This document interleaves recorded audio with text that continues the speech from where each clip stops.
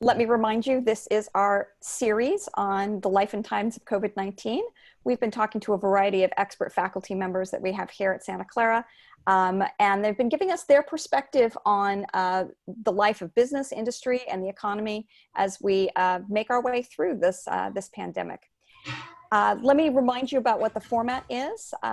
First of all, I should introduce myself. My name is Nydia McGregor. I'm Faculty Director for MBA and Online Programs here at Santa Clara University, and I'm your moderator today. The format will be that Dr. Tammy Madsen, who is our speaker today, will start by giving us some remarks on as it relates to shocks, industry recovery, and strategy.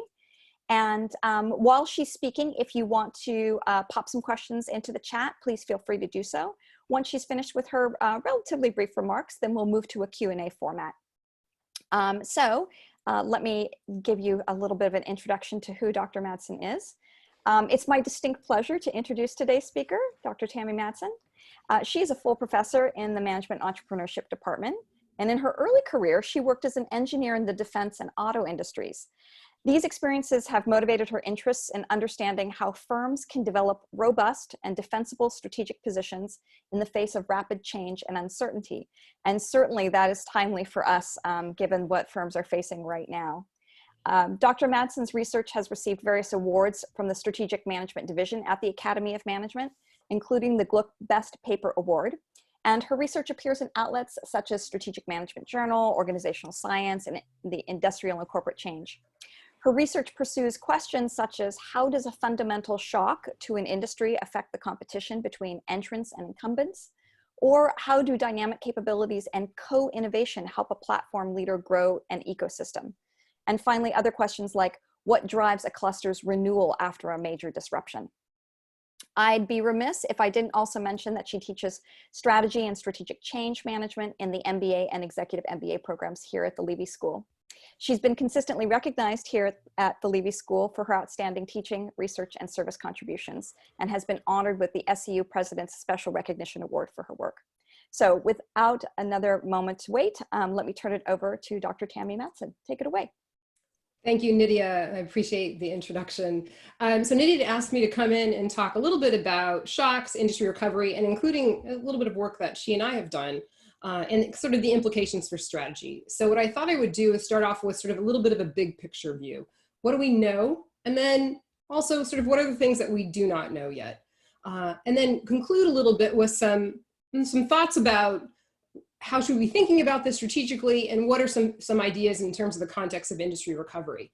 Now, whenever we think about shocks, these sudden events that punctuate an industry's kind of steady state or semi-equilibrium state, they often fundamentally change the rules of competition and disrupt our established sources of advantage. So the challenges for firms is sort of when, where, how do we respond to this?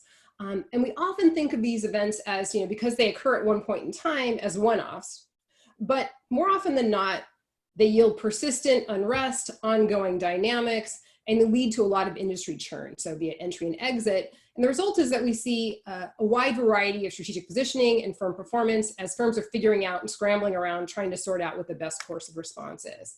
COVID clearly fits this category. It's novel, complex, uneven, and likely to be persistent, and directly impacts how value is created and distributed. So let's just start off with a few things that we know. And in particular, that COVID differs from previous shocks. It's not a financial crisis, right? It's more of a crisis on Main Street. So mid-April, the IMF's outlook, change in real GDP for the global economy, you can see here down 3%. And that's compared to prior recession events, which are in the light gray. This chart is a bit more complex, but look to the right. And we're looking at, the IMF predicts that a larger proportion of countries is expected to experience negative per capita income growth in 2020 as compared to the 2009 financial crisis. And in fact, they're estimating that, typically in recessions, about 40% of countries continue to experience some per capita growth. They're thinking now in 2020 that that's going to be less than 10% of the countries experiencing that ongoing growth. Oops, sorry. In the US, Q1 change, we have that data, negative 4.8%. This is the recent release from the Bureau of Economic Analysis. Shifting to the market, what kind of trends are we observing in the early days of COVID, sort of let's say 24 days into a sell-off period? The S&P index was down 32%. For the equivalent point in the financial crisis, the index was down 24%. Now, since that time, we've seen a bit of a rally, but then we're also seeing another hiccup earlier this week. So there is still volatility, largely around kind of asset valuations for firms, this kind of ongoing uncertainty. And there is another concern that as small and medium-sized businesses start to feel pressure on their cash flows, we're going to see more stress in the system going forward. An added layer of pain, the lowest oil price that we've seen since 1999. And the picture in the lower left is our tankers off the coast of California holding that excess until it's available for sale at a more lucrative profit, if you will, or until it's needed. We're also seeing a decline in consumer expectations, March marking one of the largest one-month declines. And you can see this relative to other events, suggesting an increased pessimism for business conditions, employment, and income prospects. What typically goes along with this is a decline in consumer spending, and the consumer spending makes up about 68% of the GDP in the US. Job losses, sort of horrendous news in April. If you look to the chart on the left, we're looking at job losses for recessions since World War II. And we're looking at the peak employment and then the number of months to recovery. So that large U that you're seeing, the blue line, is associated with the financial crisis. And of course, the deep red line dipping down is our current state. April brought 20.5 million in job losses to the US, as reported and that was as of May 8th. The numbers might be different even today. So a lot of unknowns going forward. And the big conversation has been what's going to be the shape of the recovery, right? And if we think about a V shape, we're seeing some recovery, some growth prospect return. And I should say this V shape has been the typical pattern that we've observed for prior pandemic type events. So SARS, H3N2, H2N2, and the Spanish flu. Will it be more of a U shape where we lose some output, but we have a semi-permanent loss of output. And then the L shape is a permanent loss of output. We don't know how long it's going to take to recover or the length of this disruption. We also are unsure about whether or not there'll be another cycle, right? So will we see a second dip depending on the nature of reopening and how we're managing to treat the virus? Will that be a persistent U? Will it be an ongoing L? It's difficult to say. We also don't know about the depth of the disruption. We're beginning to hear more and more about the cascading effects through sectors, right? As we're learning more about plant closures and permanent plant closures, not just temporary plant closures. And so a big question is, will we recover 90% of the economy? Will it be an 80% economy? Will it be a 70% economy? Now, on top of this, we also have ambiguity, right? So there's a lot of lack of clarity around causal relationships. We have complexity, so interconnected parts, and sorting that out, and the volume of information itself is sort of overwhelming and tracking down what's going on. We have uncertainty, which complicates the situation, and I already spoke a little bit about the volatility that we're seeing. So, each of these attributes has needs different skills. So if we think about the volatility, agility is critical to that. If we think about ambiguity, then experimentation can help us sort some of that out. So different skills that we need in organizations to be able to contend with all the different dimensions and characteristics of the situation. What else makes this look different? A lot of interdependencies and different interconnected parts. And so on the industry and sector side, variability in exposure or level of impact of the shock, and differences in terms of how organizations or industries are reopening or restarting, if you will. They weren't all shut down necessarily, but they are sort of trying to recover in the short run, but that's all happening on different timetables. we're becoming much more familiar with the cascading supply chain and manufacturing disruptions. Of course, there are all kinds of distribution disruptions, and also when we think about context, non-digital context, where we have intermediaries in a role, that also matters. I mentioned the demand side issues in terms of consumer confidence and spending. And on the organizational side, shifting resource needs and capability needs, but also an immense opportunity for learning and innovation. We're not going to spend as much time today to talk about that, but there's all kinds of things going on there that are promising. Concerns about employee health, but also customer health and safety. So how do we prevent and how do we protect customers as well as employees? Different practices for mitigation across the states within the US, but also internationally. So if you're serving multiple markets, this is going to affect your planning processes for those. You're now having to attend to not only the uncertainty and ambiguity or volatility, but you're also having to attend to different timelines for rolling out and distribution. And then of course, government engagement and intervention, a lot of noisiness there in the news. And a big question is, what's the political legacy that will remain as a result of this event? If we think about the first two here, or these two categories, two of the largest ones here on the supply side and the demand side, both of these types of shocks can push economies into contraction, right? And so one question, we have a poll here that I'm going to launch. We want to sort of get your feedback on what's more demanding or what's more challenging to respond to, a demand side shock, a demand side challenge, or the supply side challenge. So take a moment to answer the poll, and then we'll sort of seeing that. We've got two, they're coming in.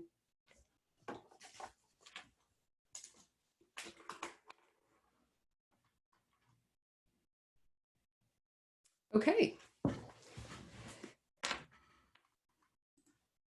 So interesting.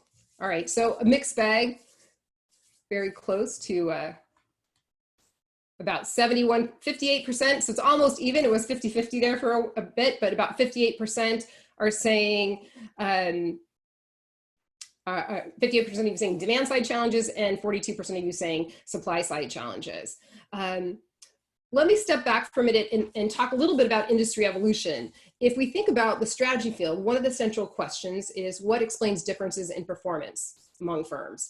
And for here, we're interested in, well, what's driving differences in performance pre and post shock? So this is a very stylized example. Think about an industry where there's normal profits. The blue dots here are incumbent firms. And what we tend to see is that some firms are performing above the norm, so those superior performers, and some firms are performing below the norm, those poor performers. And over time, we envision some sort of convergence to the mean.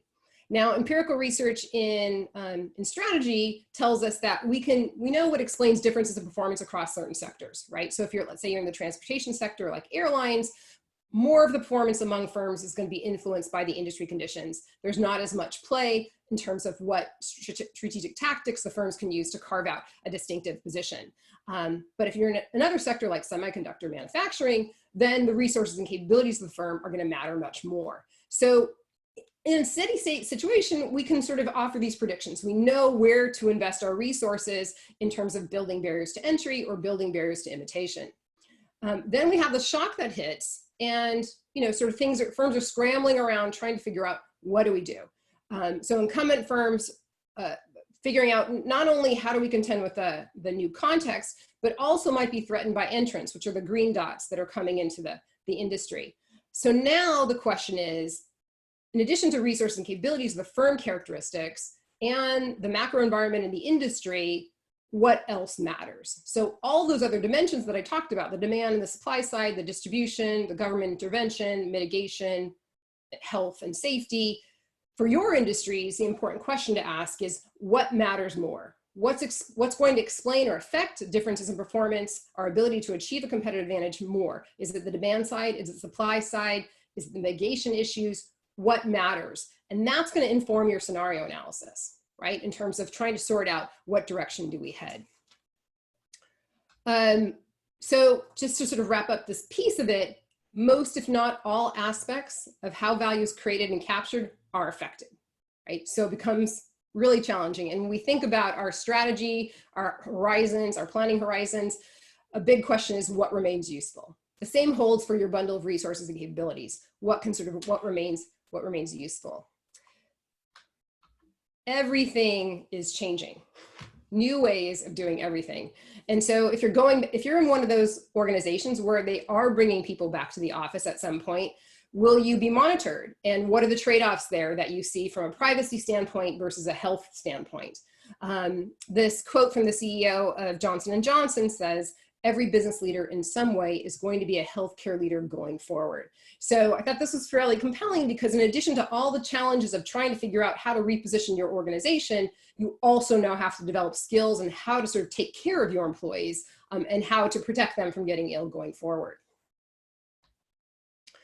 We don't have a playbook for this. You know, typical planning strategy development discussions are not around a pandemic, right? So where do we start? And if you've been in one of our classes in the fall or in the winter quarter, you know that we tend to start with diagnosis, and that still rings true. It is about what's the problem we're trying to solve. That needs to be a starting point.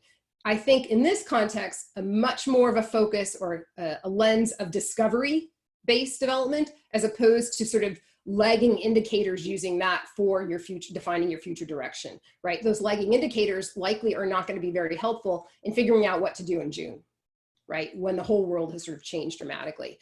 So what I have listed here are a few questions that are very forward-looking. What business is not likely to recover? What might recover? What new opportunities are emerging? All right, so thinking clearly about that future direction. And then what aspects of your environment invalidate your current assumptions about the business? What processes no longer are viable, including resource allocation procedures. What are your sources of advantage that may be obsolete now, right?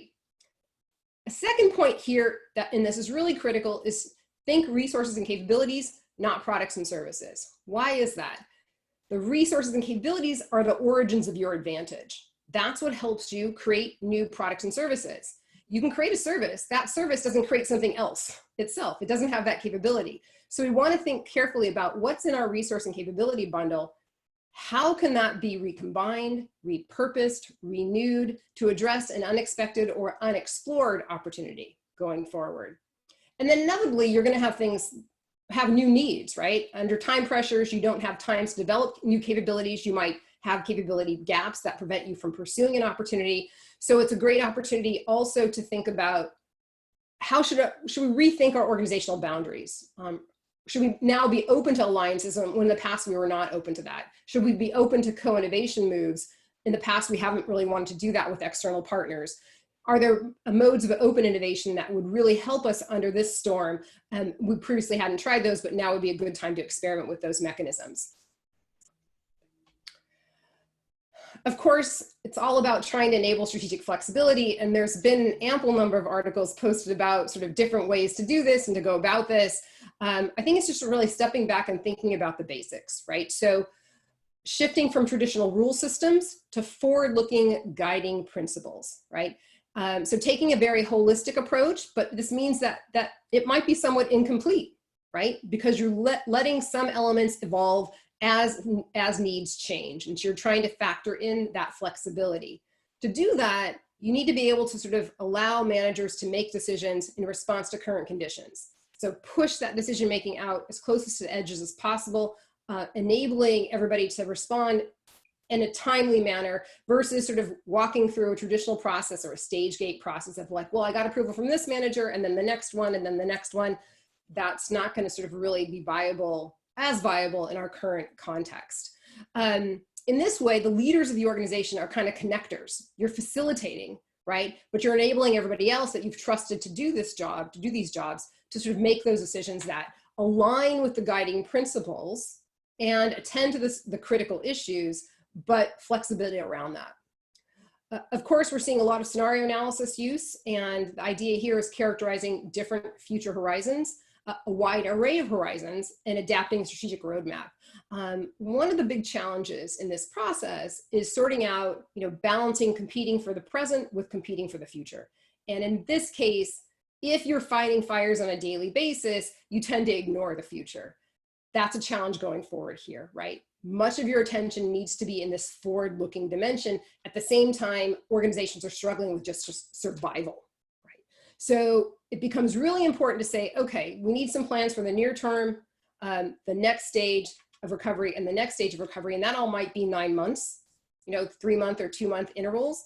There also has to be some longer range development going on in the background, 2-3 years out, just because there will be different states of recovery that need to occur there. So I think this is not a process of just rolling the dice and, it's all about luck. It is really being mindful of what are some future directions and being very careful about thinking through those alternative, qualitatively different scenarios going forward.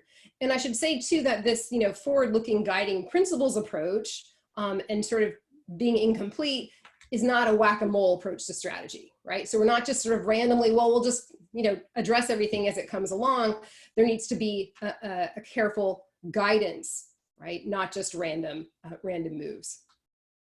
So here's two quotes from the CEO of Kimberly-Clark and a quote from the CEO of AT&T regarding scenario development and the challenges with that.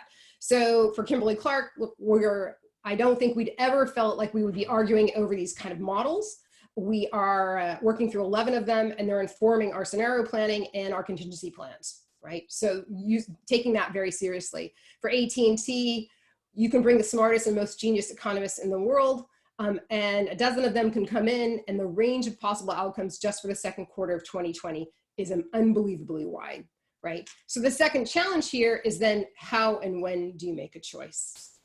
Not easy to do, sort of forcing a lot of companies are gonna be making a lot of hard trade-offs going forward. A starting point is to say, identify the barriers to that option and ask, what do you have to believe for the option to hold true? And then use some experiments to test the most significant barriers. I think a precursor to this is that the leadership needs to say in the organization, let's set aside our cognitive biases. Let's set aside our traditional ways of guiding resource allocation. So if you have individuals in this discussion that say, well, look, we've always done it this way, it's going to be fine, that's not going to be so helpful. Similarly, if you have a situation where you're saying, oh, all our customers are happy with us, they're all going to come back. Well, if you're Zoom, that's one situation. But if you're not, then maybe just riding out this wave isn't sort of a way to think about building an effective organization for the future. So to that point, do you double down or do you seek new opportunities? And I thought these two quotes, one from Coca-Cola and the other from Domino's Pizza, were fairly compelling, right? So Coca-Cola's CEO is saying, well, look, it's not a time for trying new things. You tend to go back to what is known. There will be some favoring of the tried and trusted in the short term. And while we can imagine that individuals and Coca-Cola, avid Coca-Cola customers will be drinking a Coca-Cola 2-3 years downstream, this doesn't necessarily mean that there are no supply chain problems or distribution problems or challenges, bottlenecks in bottling and all of that. In fact, a week after this quote, Coca-Cola announced some plant closures and some rejiggering of their system. So no one is necessarily immune, and just assuming your customers are all going to flock back is a little bit of a risky strategy. Domino's Pizza, here we have a delivery company since 1960, right? And they're saying, look, no one knows what form the industry will take, right? And I don't think consumers are going to snap right back to the old patterns of behaviors. So it's a little surprising, right? That is much more of a position about sort of helping you to think, look, the future is different.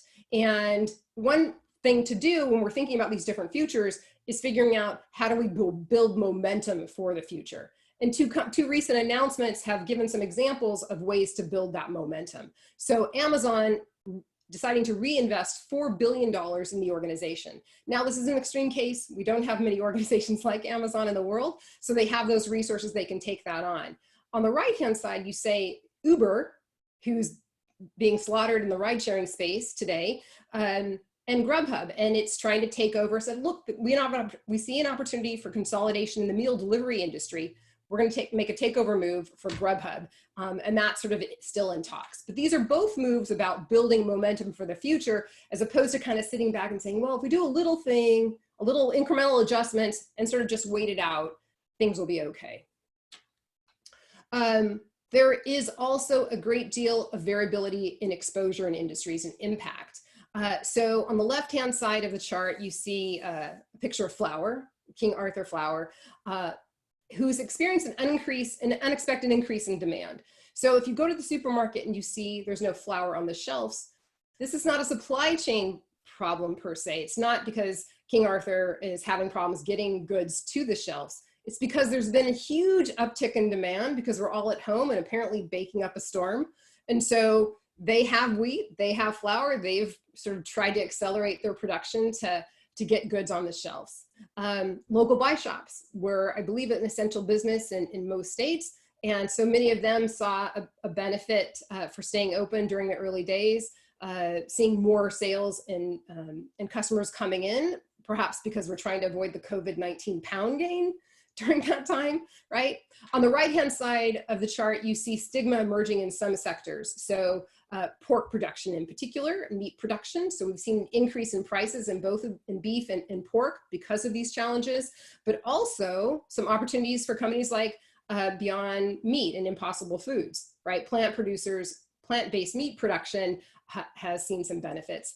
Public sector transportation is going to be a challenge going forward. Now in the middle here, you just have some images from a variety of different industries, all with kind of different levels of exposure and all with might be responding differently to the shock. I think what becomes really important is for us not to sit sort of in our little industry space and only consider what's going on there, but during these kinds of events becomes important to consider what's going on in all the adjacent industries, what's going on in the broader ecosystem. How are those effects, how will those effects might cascade into my industry, and how can we prepare for that going forward? So let me end here just with a question to the group, which is, how is your organization and industry responding? So I'll stop there.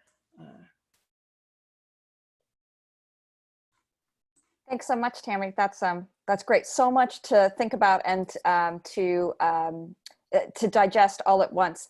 What I think I'll do is as people think about how their organization is responding, and please go ahead and put that in the chat and everybody can take a look. We did get one question about volatility, and in particular, the strategic implications for some firms in industries that are experiencing a lot of volatility. And in particular, I'll just read the question. Some industries seem like they should be more capable of adjusting quickly to these new circumstances. So is there a way for industries or firms within industries to take advantage of this volatility? And so I don't know the person who posed the question, whether they were thinking about resources and capabilities in particular, or whether they were thinking about size, but maybe you could make a few comments on that.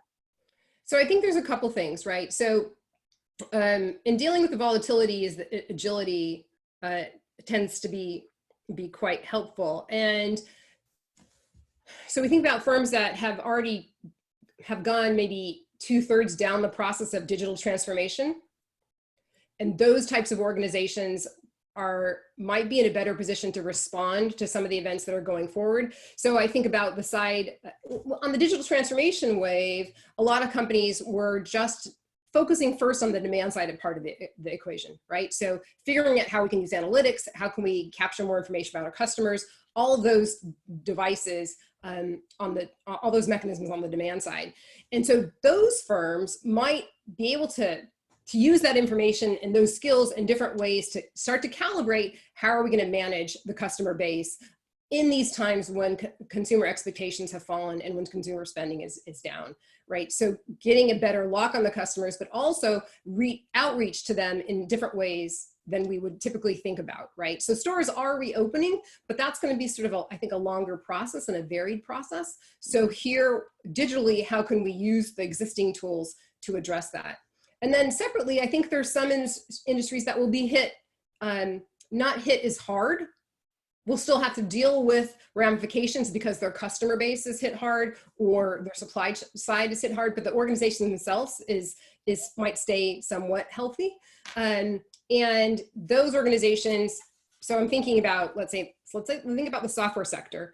And there's been some questions about, well, is cloud going to be okay or is it going to be problematic? And if you think about the customer bases for the cloud providers, Google, Microsoft, Amazon, what's the distribution of businesses that they're helping? Is it large enterprises? Is it medium to small? What makes up their population of companies, right? So Is Microsoft in a better position to tool up and understand that volatility relative to Google, relative to Amazon? Which one is in a better position? And then lastly, I think firms that have some slack, right? Because they can repurpose that slack in other ways. And so one of the first things many companies are doing are taking stock and figuring out what should we shed. But some of those skills might be used in alternative uses within the organization. And that might help you sort of respond to particular quick opportunities, getting some quick wins or some small incremental wins while you're trying to build for the long haul. So it sounds like resources that were underutilized or differently utilized previously, it relies on the firm to understand what the new demands are in their landscape to then be able to adjust existing resources in the short term, basically, in order to meet those initially, as you talk about the tension between right now versus what's happening in the future.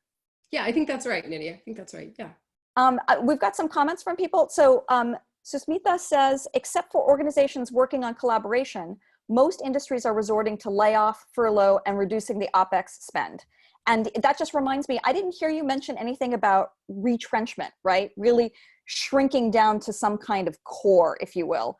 And I wonder, based on the fact that we seem to be seeing some of this, whether you think that's ill-advised or cautious, very conservative. What's your take on that? So I think it's a necessary step. I think almost every organization probably has stepped back and said, where is there any low-hanging fruit that we can trim, that needs to be, are there any efficiencies that we're not tapping, right? So rethinking that. And so, if you have a business unit that in its industry has been incredibly successful, and that maybe has been successful for some period of time, what we tend to see is there tends to be a little bit of growth in overhead, right? And it might become a little bit bloated. And so those are some areas where you start to streamline a bit more because there's opportunities to do so. And if that business was healthy, then that's an area where you could potentially pull out a few pieces without too much harm. I think the second piece to be mindful in this furloughing and layoff process is what types of capabilities are we laying off, and what types of capabilities could be repurposed and put someplace else, right? Additionally, what type of organizational institutional memory are we losing as a result of that layoff, right? Because some of these are fairly significant. And so how will that impact the firm downstream? So yeah, some retrenchment's definitely necessary. Starting off with where's the easiest place to cut costs. Where we start to see challenges is when organizations say, okay, we're going to start cutting R&D, or we're cutting our main investments in innovation, right?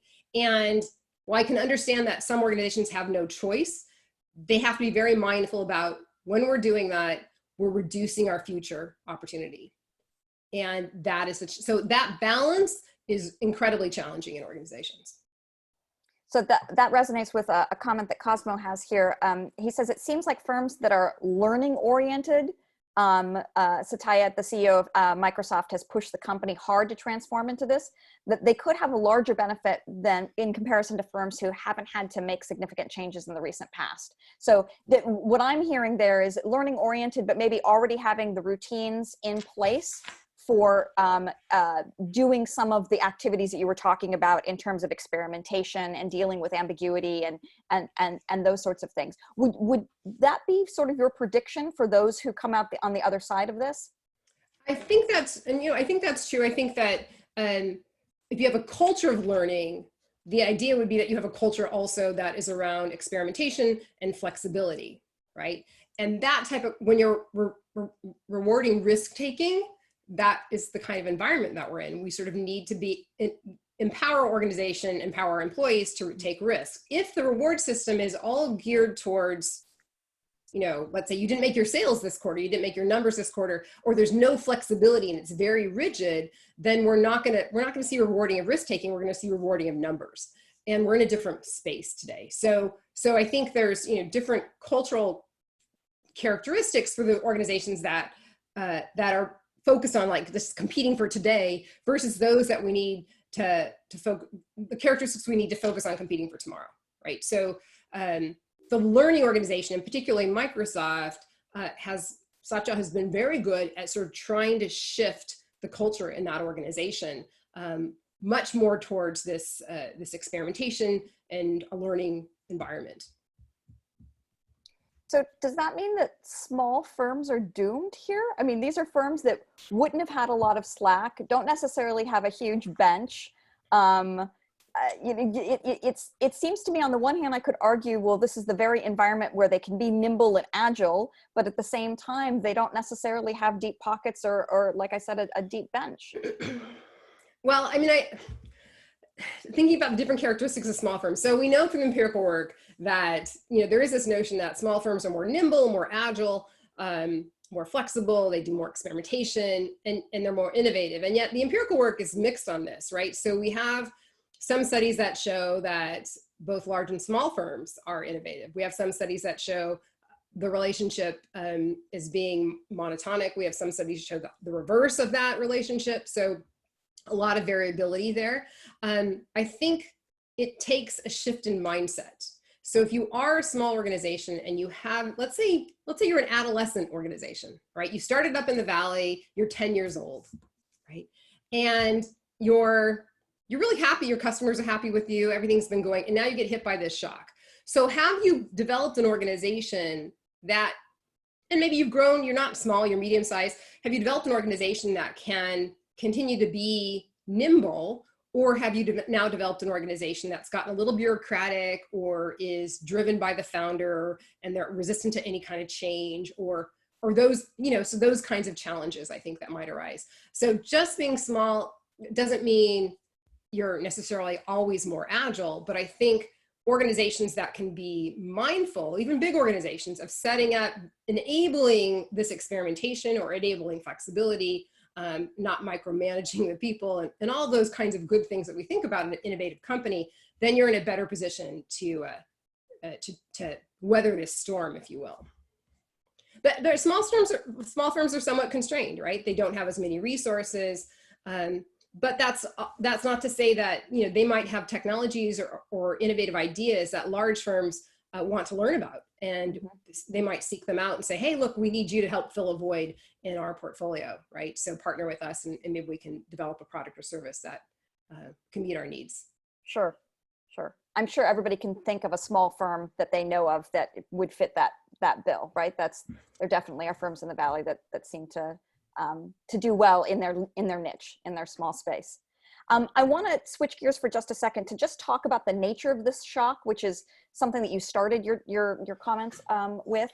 So in my mind, this shock is, it reverberates. It has larger ripples than maybe other shocks out there. And you can correct me if I'm wrong. It starts out with a public health issue, right? Moves quickly to policy implications that shut down activity, broadly speaking, social and economic. And then you have the massive economic consequences of that. Do we have empirical evidence for shocks that have these, primary, secondary, tertiary ripples, and what that looks like, whether that's temporally over time or whether that's just the fact that they're so multifaceted? Or do most of our studies actually focus on, a single type of exogenous shock and then just watch it play out there? Good question, Nydia. I can ask you the same question. So I'm thinking about, the number of studies I've looked at in terms of recessions, and those tend to focus on the cycle around the recession, right? Certainly there's a tail there, but the focus tends to be on how far is it contracted, how long is that trough, and what's the uptick or cycle afterwards. If we think about events like a regulatory shock or a technological shock, we can think about those type of events as resetting an industry's evolutionary clock, right? So if the rules have fundamentally changed, dramatically changed, so that, before, let's say this regulatory shock, let's say there's a deregulation event, you have a set of incumbents, and now the rules are very different about how to operate. When we think about that kind of context, then the event itself kind of resets the industry clock. So we're starting again from sort of a birth stage, if you will, and setting new rules of competition. And so I see it from that standpoint. And then when you have those kinds of events, there's different cohorts. Well, the incumbent cohort that was existed there and might have helped shape those new rule systems, but that doesn't necessarily mean they're better off in the post environment. In fact, oftentimes they're not, even if they knew it was coming. And then you have a whole bunch of small incumbents that oftentimes will be better. The larger incumbents might not always do well post-shock. And then you have the set of entrants coming in waves, right? So the first cohort, the second cohort, the third cohort. And some of the research shows that there's still going to be that some of the established incumbents can be better off with certain moves during that period. So if they acted very quickly, if they responded very quickly and started to make changes very quickly after the move, they'll be in a better position. But even, you know, if you're an entrant, you come in and you try something new to align with the new rules of competition, some of the work shows that those entrants, if they get lax or if they fall off or they don't have enough resources, they tend to not necessarily be as effective as we would think, right? So you think about an entrant coming into an environment, well, they're not shackled by the prior history of competing in the previous regime, so they should be better off. But 6 years post, they might not be. So that's actually a really optimistic view of our post-shock world, right? This would suggest that there might be a lot of churn right now because we're in the moment of turbulence, but that on the other side, that there might be some huge opportunities for small firms in that new environment to establish new routines, to establish new ways of doing business or new ways of connecting with customers that make all the difference. And so even though there's maybe these larger incumbents that have been there and will weather it, that there's a space actually for some new successes along the way. Right. Yeah, absolutely. I think that's true. It's definitely true. On another note, we have a question really about the macro environment and whether the government is able to handle the explosive unemployment claims that we're seeing, and how much slack does the government have? And I'll add, and what might be the consequence for firms or industries, right? So we have a policy and macroeconomic challenge, and then what does that mean for firms across different sectors? I don't have a good answer for this, right? I mean, I think this might be a good answer for Alex Field because he's studied these kind of events explicitly from an economic standpoint. I'd point you to the National Bureau of Economic Research, because there's a number of papers that are coming out on COVID, and particularly around these kind of macroeconomic conditions, macro-environmental conditions. So a recent one trying to simulate the labor pool, if you will, and that one sort of predicting we're going to have an L-shaped recovery based off of employment data, right? So I don't really have an answer to this. And I think what's interesting is that we're seeing different stimulus packages, the variety of stimulus packages we're seeing around the world, right? And the challenges in implementing those packages. And in some cases, the perceptions of inequity in how those packages are distributed or how that's rolling out. But also it gets sort of, there's a lot of noise because it's, in here in the US at least, it's bundled with a lot of politics, right? So I think it's going to be something, it's a really important question. It's something to watch, just sort of a little bit outside of my expertise here. Sure. I think Alex's answer to the question a couple of weeks ago was something like, it's not going to resolve itself very quickly. Based on research that he's seen. And then also Hirsch Sheffrin's talk last week pointed out that even in recovering during the Great Depression, that while it sort of looks holistically like a V shape, the V extended over an entire decade. And there was a little blip where the federal government sort of took its foot off the pedal of pressing and supporting the economy. And when they did that, they dropped down and then they had to move back again. I think historically we have some reason to believe that our government can support the economy, but it's not necessarily a fast process at all. Yeah, I would agree with that. That's great. Yeah, and I think that, you know, when I said that most of the recovery for V-shaped recovery from prior pandemics has been in the V, it has been, for many of those cases, there's been, you know, it's sort of, but sort of, you know, there's this, it's not just boom, boom, and we're back and it's all good. There is this sort of evolution that occurs. And so it gets spread out quite a bit. Yeah, that makes sense. I wanted to ask you a question about, you had given recommendations for firms trying to imagine what would need to be true for them if they were trying to choose among various options. I'm wondering if you could just explore that a little bit more. Anybody who's not necessarily familiar with this approach to strategic planning might not know exactly what it is you're asking them to imagine at that point in time. Yeah, so it's really thinking about strategic development as a hypothesis-driven approach, right? So if we said, if there's one particular option and the hypothesis is for this to hold, for this to work, we have to believe that 10% of our customers will come back, right? So that would be one. If it's related to the supply side, we have to believe that we'd be able to get the inputs to our operations, whatever those inputs are, if we need them in 6 weeks, we'd have to believe that we can get them in 6 weeks, that there'll be some fixes in the supply chain side, if that's one of our areas of pain, that will be resolved within the time period in which we need them, right? So then that drives you into a process of it's trying to investigate do a little bit more research on that supply chain problem or on that customer side of the equation. So it's this notion of coming up with hypotheses in different categories, right? So what do we have to believe about our competitors, right? Do we believe, are they going to operate as aggressively as us? What do we have to believe about the market, about marketing? What do we have to believe about our resources and capabilities? So if we have a new direction, then we have to believe we have the resources and capabilities to do that, or we can develop a partnership that can fill any capability gaps that we have. So it's developing those hypotheses around the new strategic direction, and then coming up with some experiments to test out those ideas, right? To test out those hypotheses.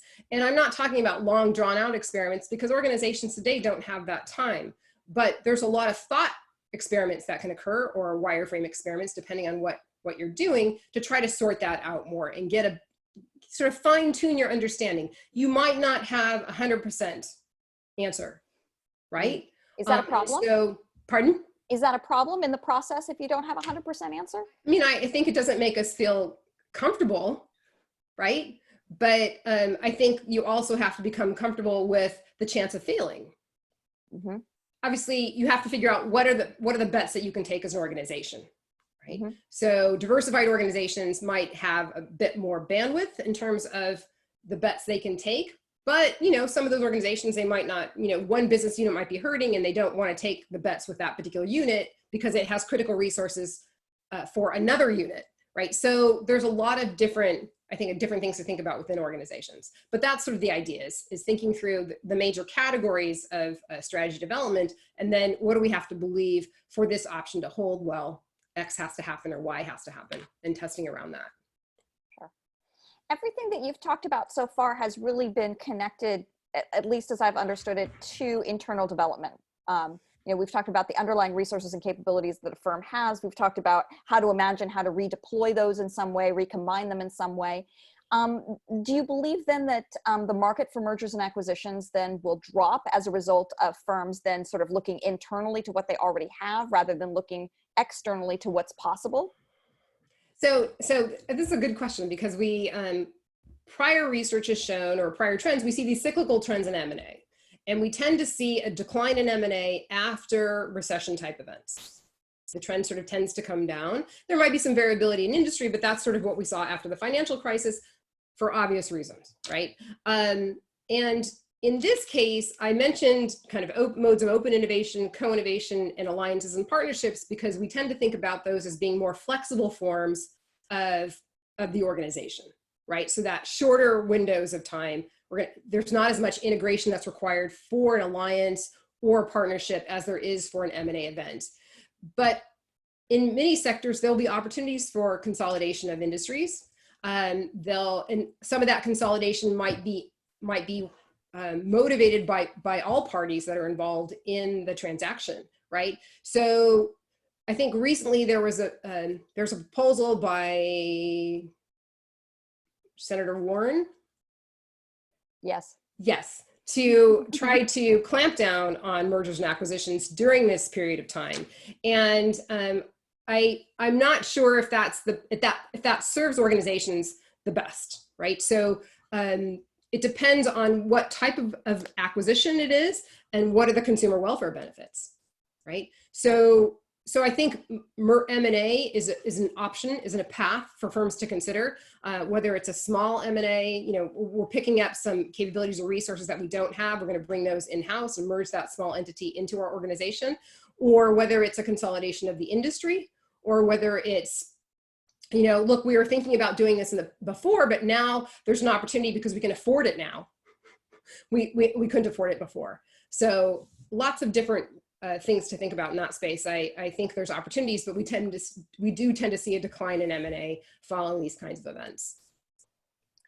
That makes sense. The level of nimbleness that that firms would need at this moment in time, as well as, you know, there's already a lot of risk in the air, so to speak. I guess literally this time, so trying not to take any more risk than you actually need to. I'm wondering if we're almost to the half hour here.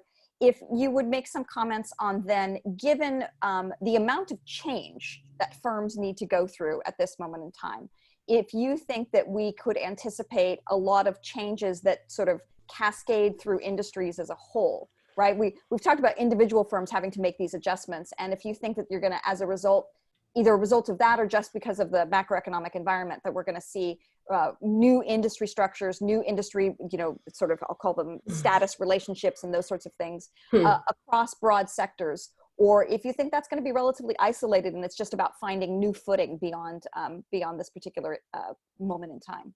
Do you have a particular sector in mind, or? Well, I think that some sectors come to mind, like the airline industry, and what happens with them, the restaurant industry, right? So there are industries that are very, very different, but that are so disproportionately affected by this particular pandemic. And as a result, you know, you can really see there, unlike, I don't know, toilet paper or personal products, right? That they really might need to have a new normal that looks structurally completely different than what it did previously. Yes, I would say yes. And no, I mean, so thinking about the travel industry and particularly the airline industry, if we think about 9/11, that's what triggered us paying for meals on planes, right? I think the first airline to do that was America West. I'm not positive. I'm pretty sure. And I remember this because it was a strategy project in one of my capstone classes, right? Keep that in mind, everybody. It means take capstone with Dr. Madsen. So I think we will see new norms, right? Definitely new norms. When I think about the auto industry, you know, all these firms are trying to move towards mobility companies. So Ford making that big shift. And yet, you know, I wonder, will this kill the dealer model?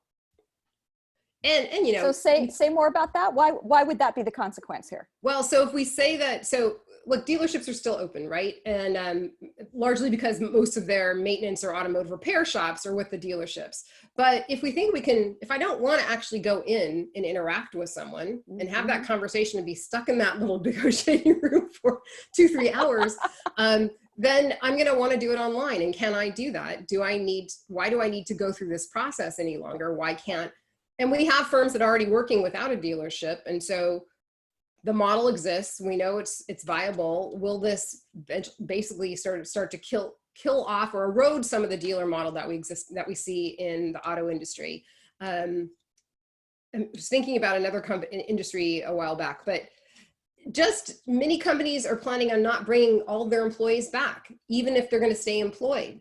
So there's already been this acceptance of work at home.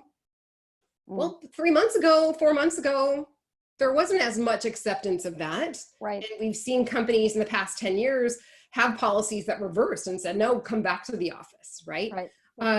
And we have a lot of organizations in the Valley that are organized with these open spaces to create interaction, to foster that interaction, to enable those connections, to have ideas bubble up on the fly. And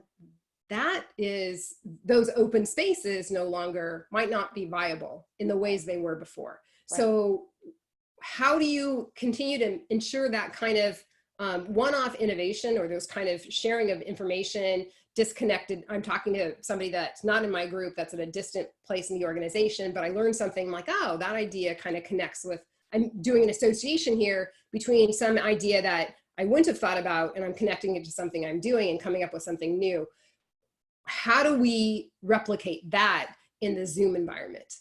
Right? So there's other ways to do ideation online, Jamboard, Stormboard, all those kinds of things. But those kinds of activities are another piece that we're not sure what we're losing here, right? We have an idea of what that is, but what's the longer term implications of that? Of changing the way that we're working on a daily basis. So we've all started developing habits with our online Zoom type systems, right? And some of these we like and some of them we don't, but will those habits all stick, or will we go back to our old habits? How quickly will we be able to revert back? So I think it's sort of a cascading of effects here. And you start to break down, let's say, the value chain of an industry or sector and figure out, well, what pieces here need to change and what ways could we do it differently that actually might be better than what we did before, right? So we hear a lot about, well, do we need to localize supply chains? Do we need to regionalize those in a different way? Right, right. That's definitely going to shift. And that each of them, you know, previously we had values that the value was only, I'll say, focused on speed of delivery perhaps and cost, but now we may have additional value based on, you know, is it on our shore? How quickly can you get it if there's an interruption in the international supply chain and that sort of thing? That's right. Yeah.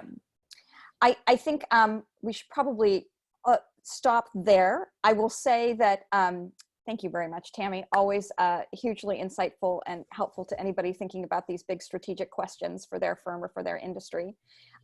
Your comments, we have applause. Thank you, Cosmo. Thanks, Nydia. Your comments also sort of cue up next week's speaker, who will be talking about virtual teams. And Min is going to flash that up for me in just a second. There she is. Yay. So Esther Sackett, one of our new faculty members here at Santa Clara, will be talking about managing virtual teams in the pandemic era. And Tammy, as you were talking about Zoom and some of the habits that we've created around Zoom and the workplace norms and spots for innovation, spots for interaction, opportunities for both social as well as, I'll call them, you know, business interactions. These are all things that we're kind of struggling with right now and trying to figure out. And Esther's going to be able to fill us in on some best practices, whether you're a manager or whether you're actually a member of a virtual team. And so with that, thank you everybody for being here today and joining us. And thank you again, Tammy, for giving us your insights and thoughts on the consequences of shock on industries and firms. Thank you so much. Thank you. Thanks to the participants for staying online. Take care. Thanks to you both. Thank you. So Min, did you see, did Tammy go away already? She did. She escaped. Min, did you see, I know that there were some, thank you guys for coming. We had some prospective students, is that right?